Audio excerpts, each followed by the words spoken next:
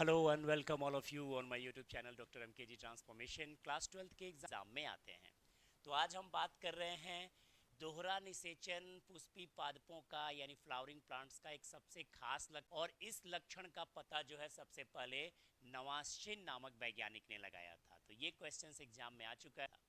अगर हम पुष्पी पादपों में दोहरा निषेचन प्रक्रिया का वर्णन करें तो हम बहुत आसानी से कह सकते हैं कि यह प्रक्रिया 2 चरण में होती है।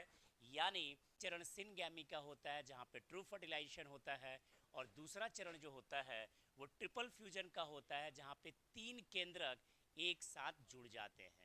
तो ये है दोहरा निषेचन पुष्पी पादपों में।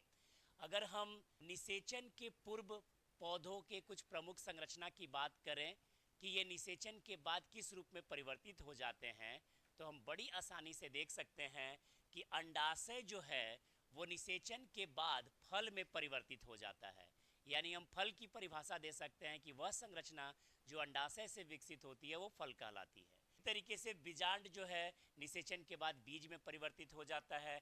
ट्रिपल फ्यूजन जो होता है निषेचन के बाद वहीं से इंडोस्पर्म का निर्माण होता है, और जो एग सेल होता है वो निषेचन के बाद जाइगोट में परिवर्तित हो जाता है। पादपों में जनन की प्रक्रिया का अगर हम तो हम पाएंगे कि सेव जो है एप्पल एक आभासी फल है, झूठा फल है, ट्रू फ्रूट्स के कैटेगरी में नहीं आता है क्योंकि इसका निर्माण अंडाशय से नहीं होता है, थैलेमस से होता है। अगर हम वैसे फलों की बात करें जो निषेचन के पूर्व ही विकसित हो जाते हैं, उन फलों को हम अनिषेक जनन या पार्थेनोकार्पिक फ्रूट्स कहते हैं। और इन फलों में आप याद रखेंगे कि बीज नहीं पाया जाता है। अगर केला और अंगूर उसके सबसे बेहतर उदाहरण हो सकते हैं। अगर हम कुछ महत्वपूर्ण फलों के खाने वाले भाग की चर्चा करें जो एग्जाम में क्वेश्चंस बन के आते हैं, वो हो सकता है लीची या शरीफा जिसका हम एरिल खाते हैं। ठीक वैसे ही आम का हम मीजोकार्प खाते हैं, सेव का हम थैलमस खाते हैं, और नारियल का हम इंडोस्पर्म खाते हैं, जबकि संतरा का हम जूसी प्लासेंटा सेवन करते हैं।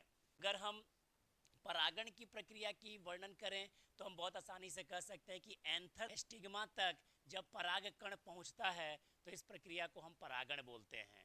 और यह प्रक्रिया अलग अलग माध्यमों से विकसित होती है, जहां पे हवा के द्वारा विकसित परागण को हम एनिमोफिली, और जल के द्वारा परागण को हाइड्रोफिली, इंसेक्ट के द्वारा होने वाले परागण सबसे इंपॉर्टेंट होते हैं जिसे हम इंटोमोफिली का, कभी कभी चींटियों के द्वारा परागण किया जाता है जिसे मायरमेकोफिली, और चमगादड़ के द्वारा विकसित परागण को हम चिरेप्टेरोफिली कहते हैं। ये था क्लास 12 के प्लांट वीडियोज में कुछ ऐसे ही वन लाइनर के साथ फिर से